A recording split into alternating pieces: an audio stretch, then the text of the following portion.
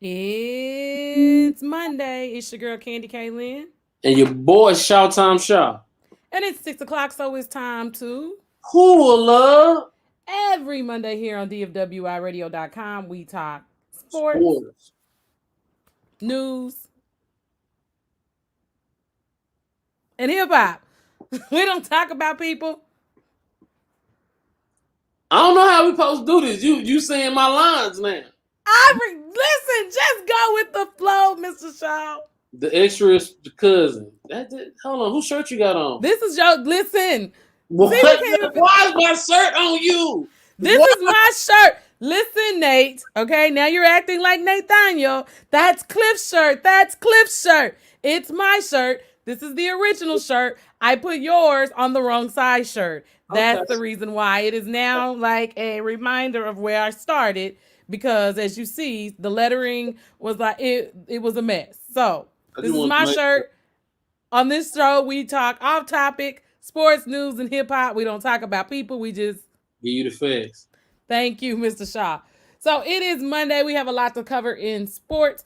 I want to go ahead. I want to be the first to apologize to Kevin Durant because I said I didn't think he could get it done by himself. And I'm a real one. I'm big enough to own when somebody comes through in the clutch. Kevin Durant came through in the clutch. The United States men won gold with his team. Draymond Green, who people had questions about being, he titles himself a great defender. Draymond played smart basketball in the championship game for America to be able to go ahead and beat France. Did you see the game, Mr. Shaw? Yeah, I watched the game. Yeah. Okay. We did. We talked about it. Yeah. Okay. So we talked about what America needs to do different, right? No, I did. that's you. That's what you talk about with America. No, it shouldn't be that close to France. It should be though, But because there's five people under 25 on this team. Yeah, but that team only. No. Listen to what I just told you. There's 5 players under 25 on this team. How many players on those teams are under 25?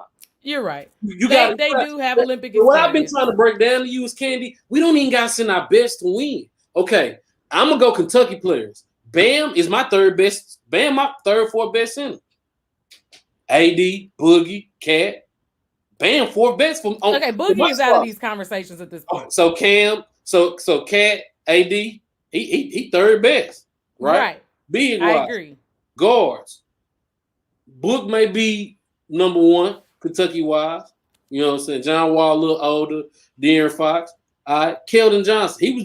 He was on Pop's team. So Pop bought him along so he'll be ready for 2024. Right? They say Steph will play 2024. Right? So again.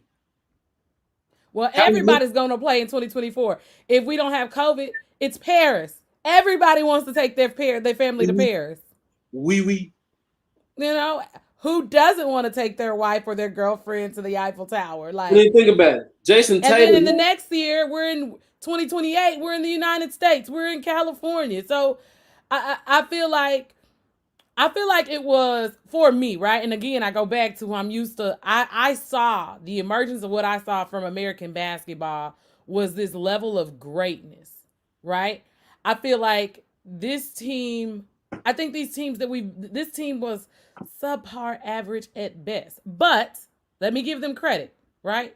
We are dealing with a pandemic. They were in a bubble, shortened seasons, and those are not excuses. These are just realities for us as a whole, right? As people. Bro, we got to look at the team. I get it. I give you 5 players under 25. Then I give you Drew Holiday, Chris Middleton, JaVale McGee. None of those are superstars. Decent role players at best. Zach LaVine, up and coming superstar. He's a year above 25. He's 26. Right? 26. Not there are names you say before Zach LaVine. Look, I'm just look at the team. I already gave you that. Drew Holiday, Draymond, defense, Jeremy Grant, 27. Look at the team.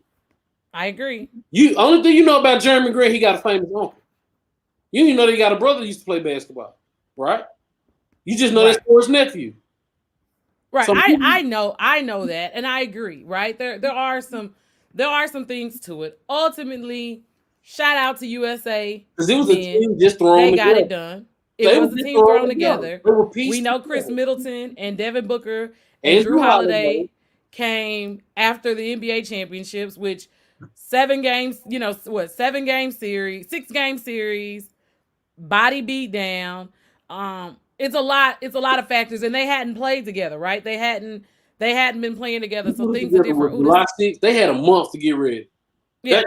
That's what every other, and you know what?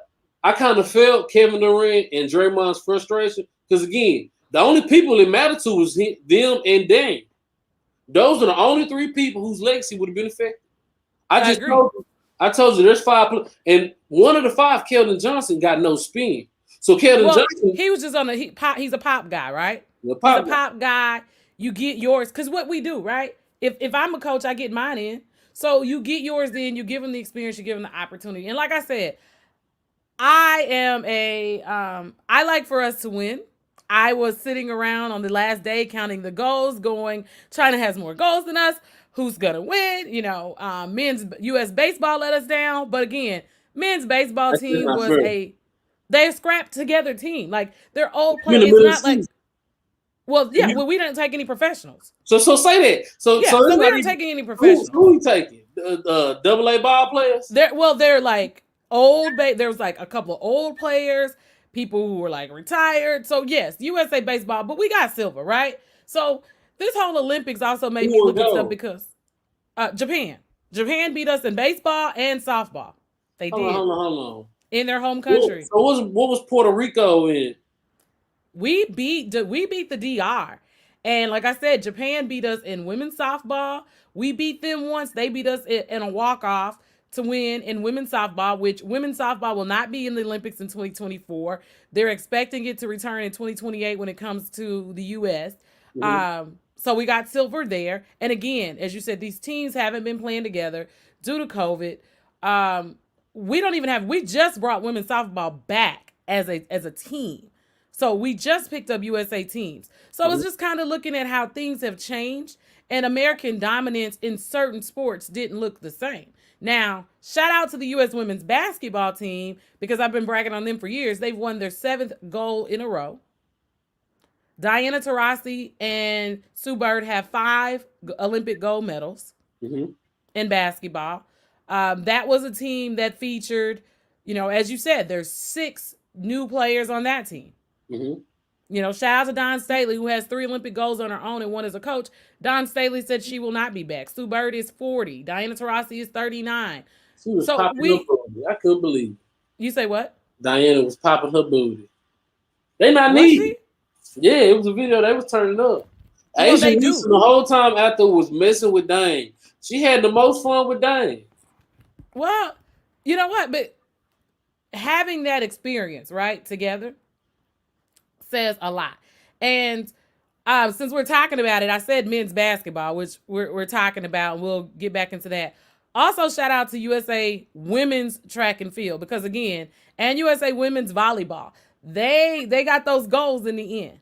Shout out to that 4x4 women's team that featured Alex and Felix, who's the most decorated U.S. athlete of all times in track and field, who passed Carl Lewis, winning her 11th medal. She won bronze on her own at 35 in the 400, placed third. And then she was a third leg on that 4x4 that featured the gold medalist and silver medalist in the 400-meter hurdles in Sydney McLaughlin. Like you said, McLaughlin is like 23 because she and Asia Wilson had birthdays the last day of the Olympics. And Dalilah Muhammad, who's like 33, who got silver. So we saw still a lot of U.S. dominance. No, it just wasn't as what we thought we were. What we're accustomed to. Yeah. What we're accustomed to. Even Simone Biles. The world is catching up. The world is catching up in certain areas. Japan's basketball is not catching up. I don't care how great they say their shooters were. Japan is not catching up anyway. So you say what? Jeremy Lin ain't come play for him. He don't really love it. Well, I'm talking about even in the women's level. I'm just saying, just in general, like look at somebody profiting. I don't like people who profit off of it. You profit off of their country, but you ain't gonna hit them out. Why you ain't gonna play basketball for him? Well, did Japan want him? He gotta be. Is he Japanese or is he Chinese? I think. Stop talking. Stop talking. He's Japanese. I'm gonna stop talking because I ain't finna sit up here and be the racist. I'm not. No, literally, there's a difference. They're two different teams. I thought he was Japanese. No, I think he's Chinese. He's Lin. Okay. I think. Let's Google and see, right? Well, and here's the thing. It don't mean that much to you. Well, we want to give people correct information because we have people that listen everywhere, right?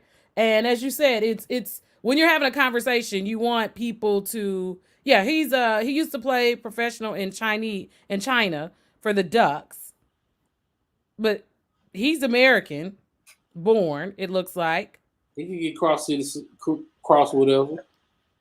They do, and that's also something. You could have went put on. You were supposed to go put on for your country. Like Giannis didn't go play for Greece probably because he fresh out the NBA, in the third.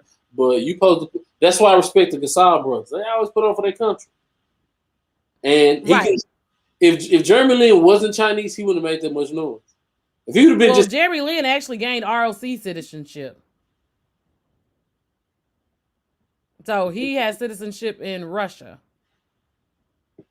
And he has a passport for Taiwan. That's what he is. So they don't even have a basketball team. That's why he didn't play. So again, that's why we go get our information, y'all. Like we are definitely wanting to make sure we're sending people to the right country.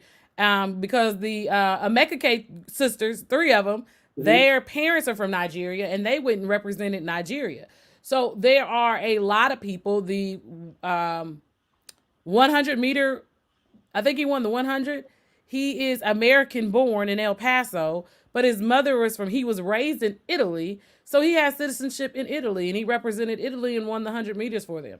So we're also seeing a lot of Americans, American-born athletes who train in America, but they're representing other countries because the teams here are so hard to make, which, after paying attention to it this year, I'm really not mad at you because if you want to be an Olympian, you make it happen. Mm-hmm. And sometimes maybe we're not appreciating all of the talent that we have here, or as Carl Lewis indicated with track and field, we're not utilizing the talent in our best possible ways. So Carl Lewis just don't feel like the Olympic track coaches know what they're doing. Oh gosh, the men won 2 medals in track and field. 2. So this is definitely not the dominance era of the Michael Johnsons and the Carl Lewis, and it's different. But you've got to have coaches that put emphasis in those sports. And as he says, you have to put your speed. And that's what was so impressive about the women's 4x4. They're hurdlers, right? They don't traditionally run that. But when you run a world record in the 400 with hurdles, you clearly can run an open 400.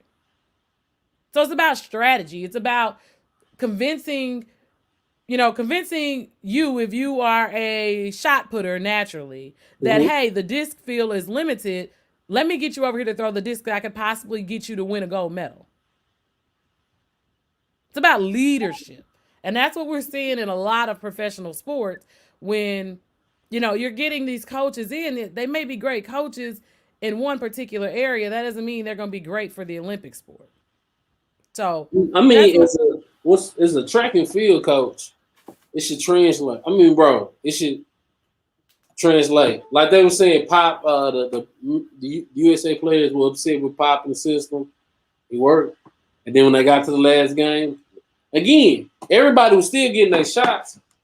They weren't hitting them, right? The one thing I say with this USA team, and again, you got to think about a reason why players don't want to play. Remember having the Paul George. You know what I'm saying? Yeah, but Pop is also not somebody that most players want to play for either. The greats like LeBron James, the Kobe Bryants, the Coach K's, and the Pops, they understand the level of greatness, right, that they're getting, of understanding of the game. But Pop runs a system. Mm-hmm. So you're taking players like Dame, who's used to facilitating the offense the way he chooses to facilitate his offense. You take him out of that. And Kevin Durant, that's why I said I'm the first to say, the question has become, is Kevin Durant the greatest player on the planet right now? Kevin Durant can play in any system, and that's what we've seen. Not the greatest player on the greatest player on the planet does more than just score. So you don't think he's? I mean, He's he the played greatest scorer. defense. No, He no, played defense on no. He's the Gobert. greatest scorer. He's the greatest scorer on the planet. Let's be honest. That's the most offense we ever seen in Rudy Gobert. Rudy Gobert was able to look that good. He We didn't have do no it. bigs. No. He didn't do it on Bam. He did it when they switched. They threw it in, right? Yeah, Switch, throw it in. You Draymond is guarding you. Even though Draymond, we saw in the second half it was a little bit different, as you know what said. I'm saying? Like But yeah, Gobert looked like an Rudy Gobert All cannot be your. American He can't be All your. Star. I wasn't worried. I'm like Rudy Gobert the focus. They featuring him. He they star right now. Yeah. Not gonna win. Because all he doing is hoping he getting it down low enough to where he can dunk it. That was it. And again, they weren't. Rudy Gobert don't have no offensive game. Rudy Gobert was supposed to foul out. If we go back and look at the tape, 95% of them are hooks. Unless in the international game you can hook. All Rudy Gobert was doing was hooking to get around you because he don't got no moves. He has absolutely no moves. So I was looking at it. He was either getting it thrown into him, he getting it right here. All they gotta do is put in the rim. If he was getting it thrown into him, he was doing one dribble and he was hooking them, and then he was gonna roll around. The rest wasn't calling. Sound like Rudy the focus of the offense. But the USA team still they just weren't hitting. Right? They had one game where they was popping. They had one game where they scored 119. Other than it ain't had nothing to do with the defense France played. They was like 0 for 8 to start out with threes. Missing wide open ones, dang. It was chemistry, it's time, and all that. So. Well, I salute to them. They got it done. And when you think about it, that's all that matters at the end of the day. Did we get a win? It doesn't matter. What the comments going on? Oh, yeah, no comments today. We don't have any comments. But you know what? I don't know. I don't know if people are like.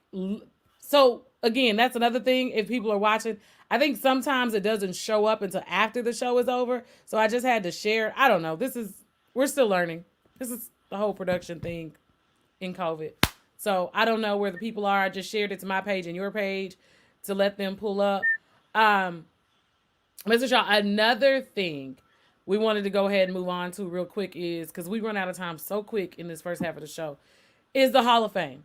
So we got some inductees into the Hall of Fame. I feel so old. Why? I feel so old. Huh.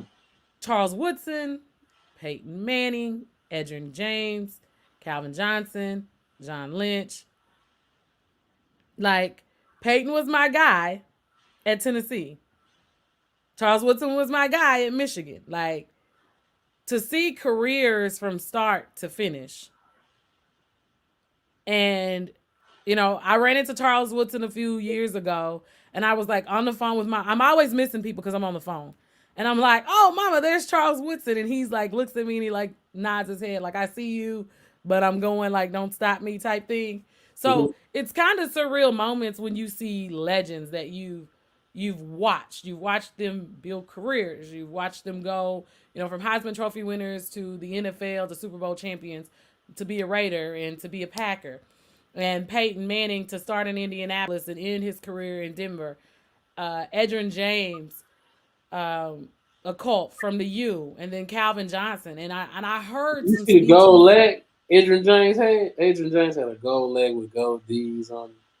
I didn't see that, but that's what I wanted to talk about. I think it's important as we watch these athletes, and as sports journalists, our job is to talk about the story. It's to give our opinion, because that's all that they are. We don't know these people personally. But I think that Edgerrin James and Charles Woodson, a lot of these athletes, when they get to the Hall of Fame, it's a reminder to stay true to who you are. Mm-hmm. Stick to the plan, work hard. And you hear that in their speeches as they're talking to their kids, or Peyton is talking to his brother, or he joins his father. Your father introduces you, and you are a legend, right? It's big for the family. And I think that, Charles Woodson getting up singing Mama from Soul Food with Boys to Men, and it was terrible. We know football was definitely his best his best job option, not singing. But it's the heartfelt energy that you put into your speech. being yourself, not getting up there, having somebody else write for you. Edgerrin James making the comment that he started in the NFL with gold teeth. He now has a gold jacket. Showing love to teammates from little league all the way up, through your NFL career. I think that says a lot. It says a lot. It's always special to watch these players go into the Hall of Fame. As he said, what year did Peyton say that Tom Brady would be going in 2035? 2035. Yeah, Yeah. he'd barely have time to upload his speech to Instagram. Yeah. It's the comedy, it's the jokes, it's the camaraderie. It's the I tears. think, yeah, I think that's what we love about the Hall of Fame. The aspect of watching some of our favorites go in, or Charles Woodson mentioning how your Buccaneers kept him from winning, a Super Bowl. It was too much. He was overmatched. But for them to get those shining moments, I think it's important to listen to what Calvin Johnson had to say about the level of pain that athletes are forced to manage. Or Charles Woodson mentioned the fact that his leg was broken. And all of those things kind of run together with what Simone Biles did in Tokyo of choosing self over sports. Because at the end of the day, Calvin Johnson Calvin, did. go ahead. Calvin Johnson for sure chose himself over sports. After he'd endured a lot of pain. Because we talking about, and again, for a career, he didn't do 10 years, but he did an amazing 9. Okay, he did an amazing 9. That lets you know how good he was. Him and Barry, but then again, maybe that's just that city. Right? Could be. Two of the greatest players ever from the Lions, they said, man, I don't want to play ball no more. You know what I'm saying? Like, and it injuries or whatever the case may be, you can say that for sure. But it's pain management, right? Calvin Johnson talked about that, as well as an advocate for marijuana, in the fact of, my house, we have a lot of these conversations about my thoughts on marijuana versus drugs. And when I say drugs, I'm talking, if you never had an injection, when I hear people talk about COVID vaccine, I don't know what was in that injection. Mm-hmm. And it hurts. Like steroid injections. If you've never had a steroid injection, if athletes are hurt, they get steroid injections. What's the difference between marijuana? Steroid injections are a pharmaceutical drug that helps manage pain. I've had injection in my back where they tell you if you move, you're going to be paralyzed. It hurts. And these teams are really big on it because it gets you back in the game. It gets you back ready for the team. Charles Woodson is okay now, but based on what Simone Biles did and everybody was upset, you listen to Calvin Johnson and you say to yourself, and even as, as Kirk said, even as a former athlete, I came back too quick and I'm having a lot of pain now. Is it really worth it? Why do we live in a culture that we make people believe that to be tough is to push through injuries that could leave you basically paralyzed and immobile later in life?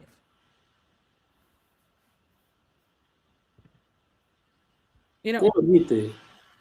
I don't think people really get that.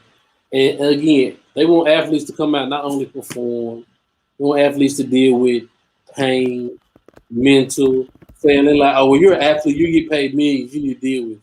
You make enough money to deal with all of that. That's not how it works. Right? People don't get it. And I think it's going to take more. I think that what Simone Biles did was a first step. I think that when Calvin Johnson makes the statements that he does about, pain, and then you hear Charles Woodson talk about playing with a broken leg, for me, it's just a reminder, because I've done it too. We're trained that way, and our sister, who we were having the conversation, and she says the type of athlete that she was, if she was Simone, whether she broke her neck or not, she'd have got up there and tumbled, because that was just her mindset. That's what she is. And the reality is that's just because some people are determined to succeed at whatever they do at all costs. They leave it on the floor in the court. And I think we were too. You've had collarbone issues, things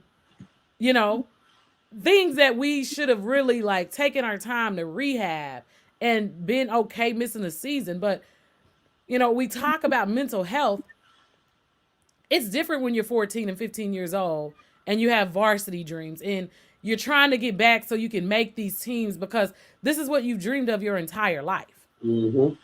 You know, and then you just like now I just think that with Calvin Johnson, and we need to look at marijuana because they're saying there are some benefits from certain strands. And Mm-hmm. if an athlete can smoke marijuana or use CBD oils, which Megan Rapinoe sister has CBD oils and they use them, Mm-hmm. right? We have Sha'Carri that wasn't allowed to go because she tested positive for marijuana, but we are utilizing marijuana in other forms because it is known to be helpful. Isn't this something else that we probably do need to push? So it's one of those Because pick and choose things. you said it's a what? They pick and choose what they allow. Exactly. And is it helpful to the athlete is my question. Like are we really doing athletes service when we're injecting them with things that they don't know what it is? And that's my thing for athletes. You'll take an injection. Don't tell me about COVID shots. Okay? You don't know what's in the COVID vaccine. You don't know what's in that injection Mm-hmm. that they gave you in your knee, in your back, that you get every other day for some of these players. But you took You're it. getting what did you say? But you took it. But you took them. So like that's the issue. And you hear a lot of athletes saying that the marijuana helped them. The marijuana helped their back. It helped their ankle. It helped their knee. And if you've ever had an ACL, MCL issue, an ankle issue, guys, they don't go away. People They don't don't go away. people don't get those injuries linger for the rest of your life. They linger. I am literally in the middle of the night putting on what did you say is menthol to keep from being in pain. And it smell like me, mom. But that's a knee injury, right? You know, that's a knee injury where I didn't rehab the proper amount of time. And, you know, they say, oh, the doctors say, oh, it's a 4 to 6 week. Most people probably should be down about 3 months at minimum before coming back off those injuries. And that's just me. I'm not a doctor. But what I do know is, With proper rehab. right,